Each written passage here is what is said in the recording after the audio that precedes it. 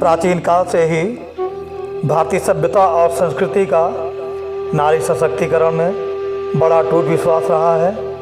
वैदिक सूक्ति के अनुसार यत्र नार्यस्तु पूजन्ते रमन्ते तत्र देवता की अवधारणा अटल मानस पटल पर उत्कीर्ण है।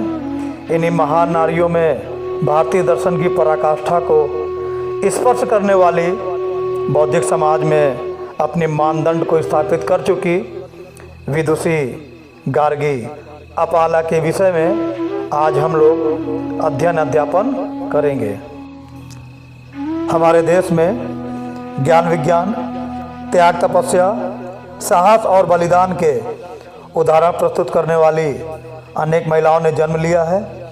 ऐसी ही नारी गार्गी थी जो अत्यंत शिक्षित विदुषी महिला थी। एक बार राजा जनक ने यज्ञ किया। उन्होंने घोषणा की कि सबसे महान विद्वान मेरी गौशाला की 1000 गाय ले जाए। विद्वान के घबरा जाने पर याज्ञवल्क्य ने अपने शिष्यों से गाय ले जाने को कहा, क्योंकि उन्हें इनकी आवश्यकता थी। सारे विद्वान शस्त्रार्थ करने के लिए याज्ञवल्क्य को चुनौती देने लगे। जब वे सब हार गए तब अंत में गार्गी ने अपने प्रश्न पूछने के लिए राजा से आज्ञा मांगी। सब प्रश्नों का यथोचित उत्तर देने के बाद अंततः एक प्रश्न ऐसा आया जिसका याज्ञवल्क्य उत्तर न दे सके और चुप हो गए।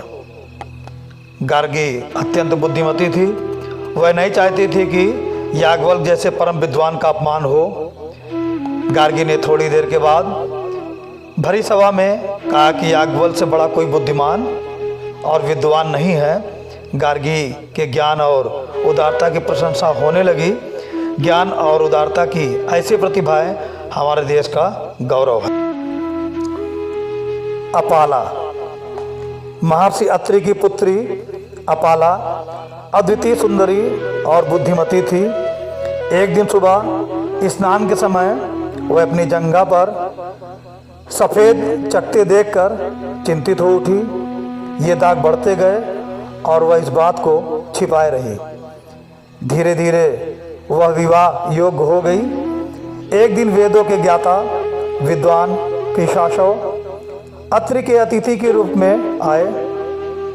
अपाला के सौंदर्य और व्यवहार कुशलता से मुग्ध होकर उन्होंने उसके साथ विवाह करने की इच्छा प्रकट की। महर्षि अत्रि ने अपाला का विवाह कुशाचव के साथ कर दिया। वह पति के आश्रम में चली गई। एक दिन सफ़ेद चकत्तों पर कुशाचव की दृष्टि पड़ी।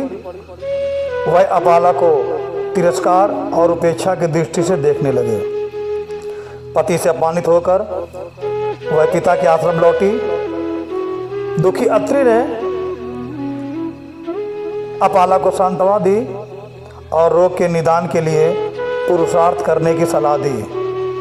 उन्होंने अपाला से इंद्र की उपासना करने को कहा। वह इंद्र की उपासना में लग गई। वह मंत्रों का जाप करके सत्तू और सोमरस का नैवेद्य चढ़ाया करती थी। अपाला के प्रेम और भक्ति से इंद्र गदगद हो उठे।